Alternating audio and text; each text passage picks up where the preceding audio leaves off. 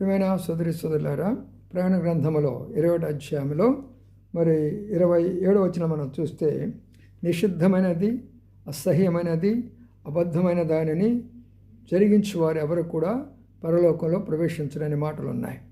కాబట్టి జాగ్రత్తగా వినండి. ఈ దినాల్లో, మొదటి దినాల్లో మరి అనేక మంది దేవుని నమ్ముకున్న వాళ్ళు సినిమాలు చూడడం ఆఫ్ చేశారు.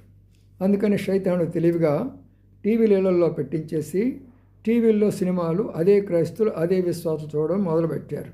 ఇప్పుడు వాళ్ళు కొంతమంది వాక్యం తెలిసిన తర్వాత టీవీలు కూడా ఆఫ్ చేసి టీవీలు చూడడానికి ఇష్టపడటం లేదు. ఇప్పుడు చేతిలోకి ఫోన్ వచ్చింది.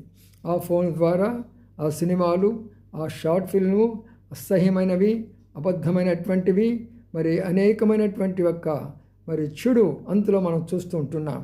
అలాంటి వారు ఎవరు కూడా పరలోకంలో ప్రవేశించరు. దేవుని వాక్యం లోబడండి, సత్యాన్ని తెలుసుకోనండి. చేతిలో ఫోన్ ఉన్నా